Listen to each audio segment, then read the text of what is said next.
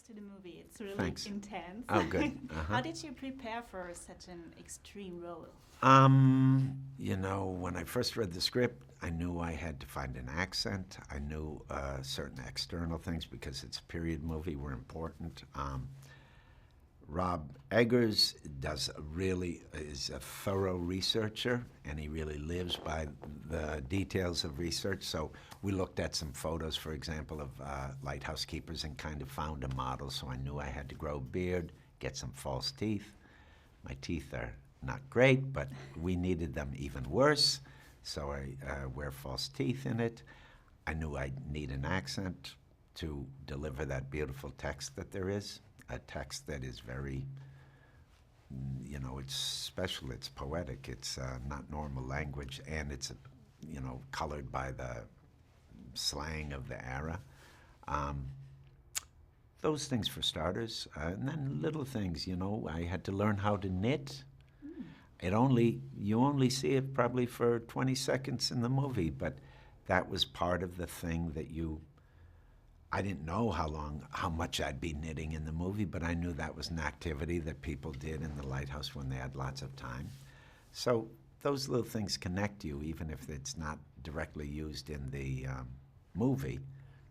Those little flavors, those little experiences connect you to the inner life of the character.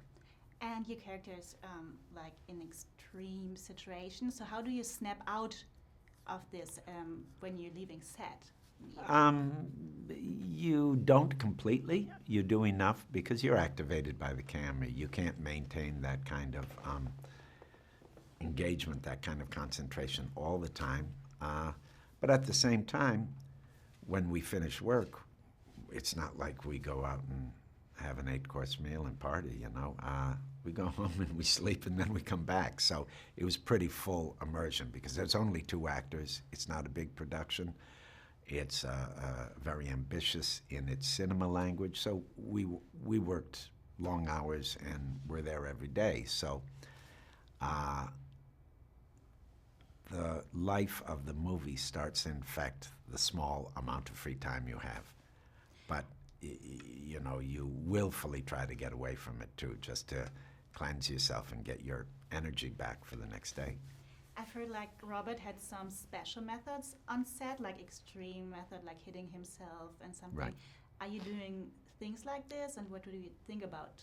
I think about actions. I think about doing things. I look at him and I think, because there's so much power play, so much play between push and pull between the characters. I'm thinking about how to manipulate him or how to protect myself when he's trying to manipulate me. It's a game. It's a game that we play.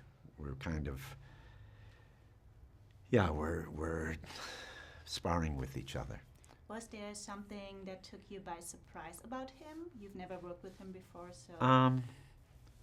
Not really, because I hadn't had an idea. Of course, I knew who he was, and I knew him from some films, but I hadn't really formed an idea of who he was. No, I was surprised at how self-effacing he was.